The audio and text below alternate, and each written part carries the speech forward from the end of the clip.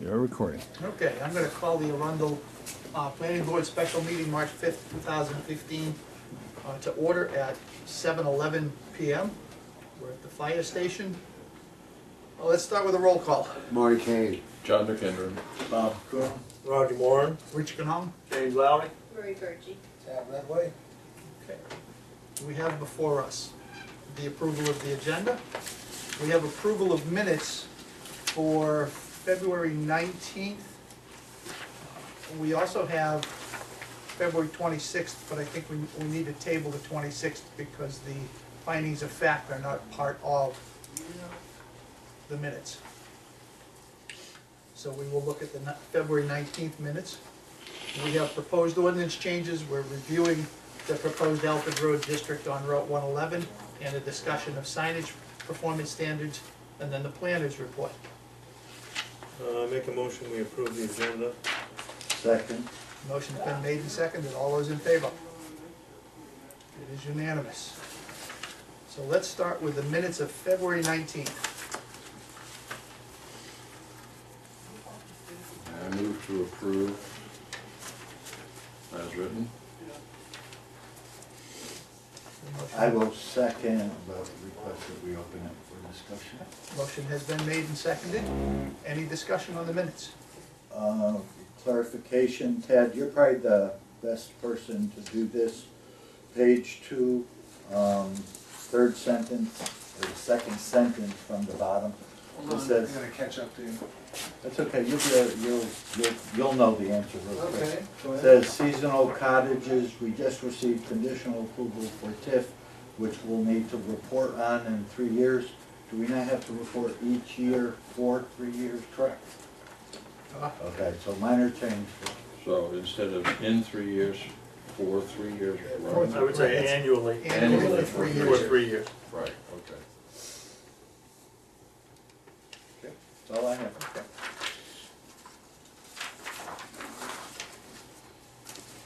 Is there any other discussion? So we will vote on the minutes of February 19th as corrected. All those in favor? I'm abstaining, I wasn't here. Okay, we have 5 in favor and 1 abstention. On to the ARD.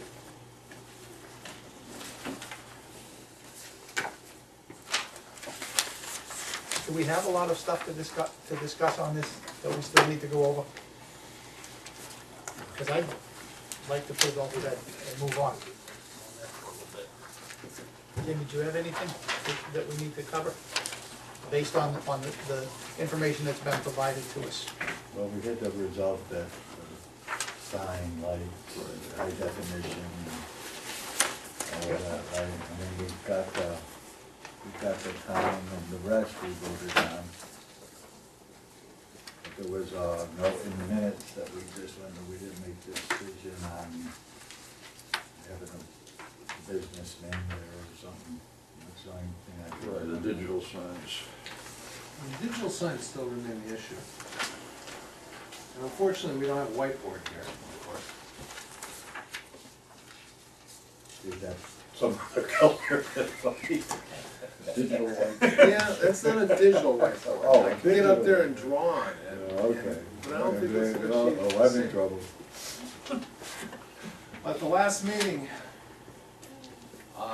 you had asked me to take a look at signage, specifically the signage that Arundel Market was speaking of, and also digital signage as it's used elsewhere in other communities.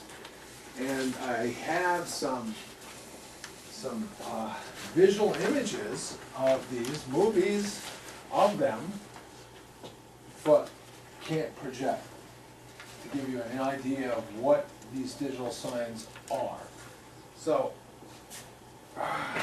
what they're involved, I think at the last meeting, or at least the meeting in which Rob made his presentation, there might have been some misunderstanding that that digital signage is high definition like your television set is at home. That it's 1080, DP, and boy, that's going to be 4 times that. Or it's very high definition. High definition is a relative term. It's it's kind of pixelated still, it's very pixelated. I went and looked at Rob's sign, for instance, and went around and did some examinations of signage, and took some movies. I did it both with my iPhone and also with the town movie camera. And this, of course, isn't going to do a good job displaying it, but I will warn you that the iPhone ones, because basically this kind of signage is modulating, it's constantly moving, the iPhone picks it up, so it's almost unreadable. And the iPhone is not fast enough to pick it up, so it's almost unreadable, and it flashes too much. So that's why I use the movie camera, and I have some of those images, and because Route 1 was rather crowded, I actually shot it from the road as moving, so it gives you a little bit of an idea in certain circumstances. But how do I do this? Yeah, Two sessions, yeah, do this in 2 sessions here, for this side of the table and on the next side of the table. I'll give you an idea. This for instance, well, that's the signage right there. This is what the signage looks like. This is at its normals. This is a 72-inch sign, and this is in its animated format, and it is at normal luminance, which they call 75%. Why don't you just back up so there, everybody can see that way, except, Except I'm for going to. Okay.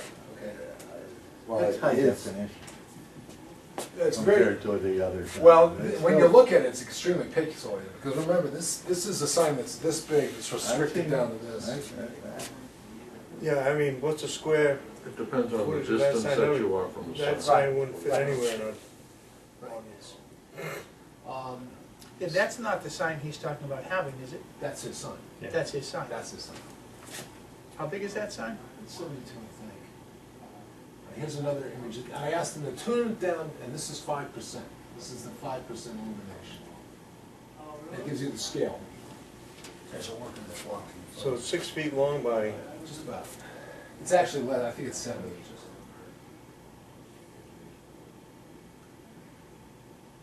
Now this is where they said, okay, do it at 5% and don't flash it like that. So this is what that looks like. They don't have any images loaded up in it yet, unfortunately. I asked them, show me an image of a state bomb. They said, well, we haven't digitized that yet. So, but this is the actual sign. I went there, what, last Wednesday? Not this past Wednesday, but the Wednesday before. how was the steak bun? They didn't have any, damn it. They make them, They make great steak bombs. But that gives you an idea of the sign. That's the exact sign. Now, Now that goes into their existing sign? no, that's gonna, well, it's gonna replace the letterboard. Their concept is gonna replace the letterboard, and I've talked to Rob about that, and maybe they need to rethink some of that. Well, they still have to end up with the crown and Right, and the here's, address and all that. so I took some pictures of That's ones in it. which you integrate that with the sign. And here's an example of Norway Savings Bank. Unfortunately, I'm not sure I wanna play it, because see how it does Yeah. that digital stuff. So, but the colors are right, it's just that it's too much. Yeah. A couple of the pictures, I got a little closer to it. Here's a better one. Gives you an idea how it works. Yeah. This is just tall. And the blue is the wrong color, you shouldn't use that blue. I know it matches their corporate colors, but it's hard to read. So, and that's pretty much what it looks like. Okay, this is a good one, because this is the town of Grays. Can't make it bigger. But this is a reader board. You can see how it's integrated in theirs. Yeah. And this is information, has no colors, they don't depict pictures, it's basically a reader board. Incidentally, the reason why I took all these is because these signs are the same ones made by the same guys who did the other sign. This is all sign concepts. So I tried to get all of their stuff, you know, and they've done a lot in Gray. So, I thought I would get all their stuff. They're the ones that pointed me to these signs and said, go look at these. Well, that was too far away. I wasn't trudging across that street. So, that's true value. Where's your dedication? It's just going there, stopping there at that corner. There's my dedication. information. Okay. Cole Farms, this is one that are, would be closest to what, is being proposed. And unfortunately, the same problem, I got the same problem with the iPhone. It just, that's a boiled dinner. I don't think it's Scott. But the sign up above it, I can't see it from here, but that's Cole Farms and it's got the business. Yeah, all the it's time Cole there. Farms, Yeah, see, what he put on that, who cares, as long as it's not distracting. I also have some, okay, so those are those there, and then we took them for the, where are you? Yeah, that's a nice.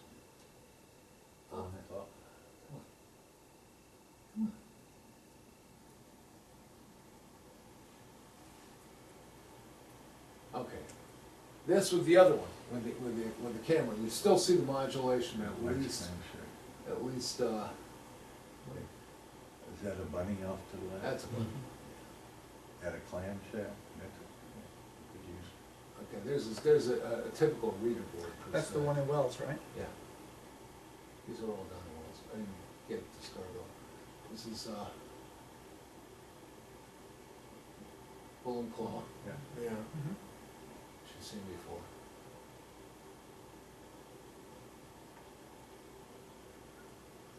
I don't know how often there's changes, but I went by once. How about Brady's? Didn't get Brady's. Huh? Oh, no Brady's. You go to Biddeford, don't you? No. Yeah, but Brady's is just a reader board as Yeah. well. I wanted to go to Iris because he's got stuff. But this one wasn't changing much. That was pretty much it. It had a different, and it was a good time of day. It was, around 4 o'clock when this was here. So, overcast day, and you can see the intensity of the light. Now what's interesting is how they do this. The Bull and Claw. I wanted to get several other ones, but just didn't have enough time to do it this week, so. I wish you could see this in larger format. So that basically, that shows the kinds of things that we've got going on in the landscape. And I think what we're finding is integrating it into the, if we do this, I think my suggestion would be it should be integrated into the sign and not a separate entity into itself. I It'd agree. be part of a larger sign, not below it, but part of the sign. I think that's the most effective. It does seem to be the most effective of all the ones that I saw, that if it's integrated into the sign with a format around, with basically a frame around it, seems to work pretty well, it stands out a little bit. But the question is, I mean, do you folks feel that this is something that would work well in these districts? How does that sign that he's proposing to put down compare to the one at the Bull and Claw? In terms of what? In terms of quality, intensity? Size. There's no way Because to I'm know I'm about- familiar with the Bull and Claw, and I don't find that sign to be all that bad. No. None of them. Well, I think it's also what you put in there. If you look at CVS. the Bull and Claw, you see it's a black background. And they're doing all this stuff in a background. You saw Mike's Clam Shack, it was all in a white background. And the same principles that we've had on signage before about, light backgrounds and how much light they project it's a lot different message than, it produces a lot more light than the black background kinds of settings. And even unfortunately it didn't come out very well, but even the Cole Farm one was a black background, and so it didn't generate as much light. What their light settings are, I can't tell you. I know that I've got the wells. We have the wells. Did they respond to our list of what we had No, I haven't gotten proposed? anything from them yet. They have the ordinance, but they haven't gotten me anything yet. I've called them on it. They're pretty busy. They don't do things in nits. They do things by percentage. They know generally what a nit is, but they don't spec by nits. They spec, what Wells does, and I gave it to you on the sheet that's attached, on 3 towns, and their standards for electronic messaging. Wells actually does it with a light meter, and it's 3.3 lumens. You'll notice, that's, it gives you, and I'm sorry it wasn't as well laid out, but it's very hard to download their stuff. But they speak about, when they set it, you'll see it's the last paragraph on the second page, the eye illuminance limit is 0.3 foot candles, which means the increase above ambient levels of lighting caused by switching of the sign shall not exceed 3 foot candles measured at 100 feet from the side, standing as near as perpendicular to the sign as possible, or at the edge of the pavement, no more than 100 feet, using a foot candle meter held 5 feet above grade. Yeah, that works. I actually that is a very pretty simple, straightforward. straightforward Yeah, situation. I will tell you that Mike's Clam Shack doesn't meet that. Well, Well, can't. that's an issue of performance that the town of Wells has to address. But from my point of view, looking at this, this is pretty straightforward, and it says, Yeah. this is what you can or cannot do. why does Mike's Clam Shack not meet it? Above ambient. Because well, you could tell just by the amount of illumination. He had a white background, It's right? too bright.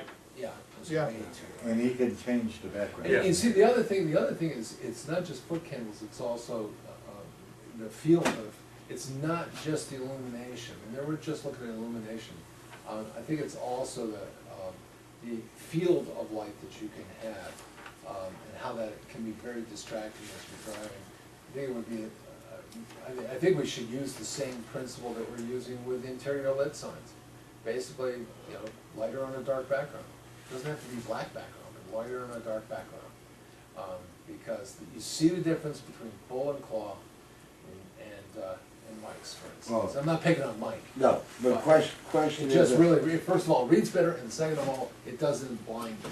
question for thought, and this is, I know, may not know this, but that was during daytime, okay? Yeah, But in the evening, they may change the background so it's not as bright, Yeah, darker color. darker color. I mean, during the daytime, the rabbit or whatever else on will be more obvious. I mean, in the dawn time or anything else, the color of the background might change so it's not as bright, or whatever you wanna call it. that certainly can happen, and that, I mean, I'm just using that as a thought from Mike, because the white background is one thing, but turn out the colors are more obvious or eye-catching in the daytime with the white background, okay? But turn out, as traffic-wise and everything else, the way Mike does things, I would be surprised to see it has a different color background in the evening. well, this is all conjecture, we don't know what he does, all we know I mean- is what he did I mean, at you 4 o'clock you today. have, show and tell what you have there, but I'm just saying, you make it, you put that, Well, I think we need to think of this not just as digital signs. I think we need to look at it in context of all signs that we have. And regular signage, we allow a white background. In the old-fashioned fluorescent tube type White sign, background. we have a No, we white don't. background. It's exactly the opposite, in an interior lit sign, it's dark on white. No, the exterior lighting, the exterior fluorescent lighting, it's almost always white background with letters over top, dark letters. correct. Not an interior lit sign in the town of Arundel. It is dark background with white lettering on it, interior lit sign. Where do you think, No. John? If Okay, you're, so, an unlit sign, you can do, Look at Lobster Company. unlit sign, you can do, yeah. That's exterior lit, any exterior lit sign can be any color on any kind of background. all right, It's interior lit that we require dark light letters on a dark background. It's interior lit. I can't speak to the violations, I'm just telling you what your ordinance tells I'm you. just saying, it's what it is, and it's been there for years. It's Anyway, telling you what your ordinance tells you. I think what we need to do when we decide on digital signage is keep in mind what we've got for other signs. It should be consistent as much as possible.